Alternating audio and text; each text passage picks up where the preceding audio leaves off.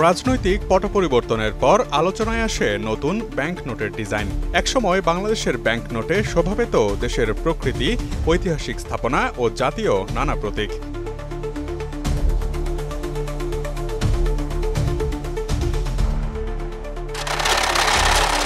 কিন্তু আওয়ামী লীগ সরকার ক্ষমতায় এসে তাতে সংযুক্ত করে শেখ মুজিবুর রহমানের প্রতিকৃতি। তার পরিবর্তে আগের থিমেটিক ডিজাইনেই ফিরে যাওয়ার দাবি উঠতে থাকে রাজনৈতিক পালাবদলের পর থেকে। যদিও এখনও নতুন কোনো ডিজাইনের ব্যাংক নোট বাজারে ছাড়া ও পুরনো নোট বাজার থেকে তুলে নেয়ার ব্যাপারে আনুষ্ঠানিক কোনো ঘোষণা আসেনি কেন্দ্রীয় ব্যাংকের কাছ থেকে। তবে নতুন ডিজাইনের নোটের সাথে নোটের উপাদান ও প্রকৃতিগত বিষয় নিয়েও একটি প্রশ্ন জাগছে জনমনে।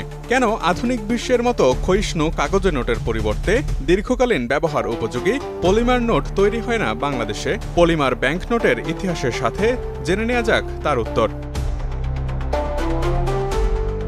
বাংলাদেশের এই ব্যাংক নোটটির কথা অনেকেরই মনে থাকার কথা।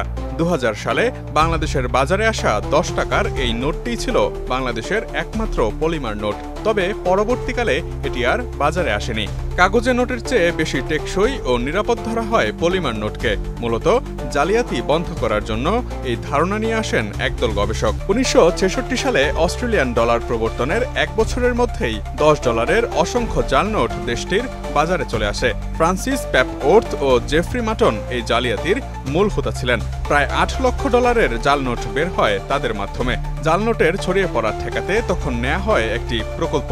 20 বছর যাবৎ গবেষণার পর 1988 সালে অস্ট্রেলিয়া বাজারে আনে প্রথম পলিমার ব্যাংক নোট। বাংলাদেশের 10 টাকার পলিমারের নোটটিও অস্ট্রেলিয়া থেকে ছাপানো হয়েছিল বলে জানা যায়। ইউরোপীয় ইউনিয়নের ইউরো, ব্রিটিশ পাউন্ড, কানাডা ও অস্ট্রেলিয়ান ডলার ছাড়াও বিশ্বের বহু দেশ তাদের ব্যাংক নোট হিসেবে পলিমার নোট ব্যবহার করে থাকে। পলিমার নোটগুলো মূলত সিনথেটিক পলিমার যেমন বাইএক্সালি ওরিয়েন্টেড পলিপ্রোপিলিন থেকে তৈরি করা হয়, যা দীর্ঘস্থায়ী, অধিক ক্ষয় প্রতিরোধী এবং যা পানিতেও ভেজে না। টেকসই এই নোটে 3 স্তরে গতানুগতিক কাগজে নোটের চেয়ে বেশি নিরাপত্তাসূচক বৈশিষ্ট্য থাকে, যার কারণে এর জাল নোট বের করাও বেশ কঠিন।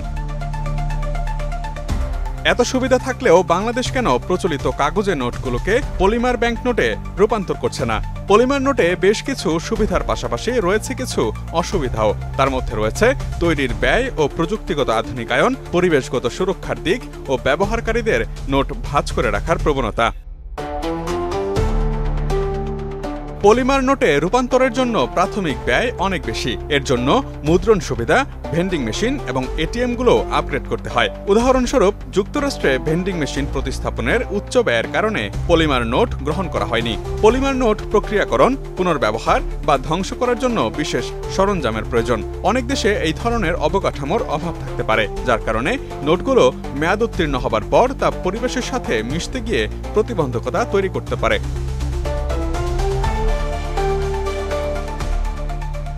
অন্যদিকে জনবহুল বাংলাদেশে টাকা ব্যবহারকারীদের মধ্যে টাকা ভাঁজ করে রাখার প্রবণতা ব্যাপক। দিনের পর দিন পলিমার নোটগুলো ভাঁজ করে রাখা হলে ভাঁজকৃত স্থান থেকে কালি মুছে যায় এবং চির ধরে যাওয়ার উপক্রম হয়। এমনটি জানিয়েছেন বাংলাদেশের টাকা ছাপানোর একমাত্র প্রতিষ্ঠান দ্য সিকিউরিটি প্রিন্টিং কর্পোরেশনের একজন ঊর্ধ্বতন কর্মকর্তা। একই সাথে অযত্ন অবহেলায় বাংলাদেশের টাকা বিভিন্ন শ্রেণী পেশার মানুষের মাধ্যমে অতিরিক্ত হাতবদলের কারণে পলিমার নোট তার মুদ্রণগত বিশেষত্ব হারায়। এসব কারণে বাংলাদেশে বাস্তব প্রেক্ষাপট বিবেচনায় পলিমার নোট স্থায়িত্ব লাভ করতে পারেনি।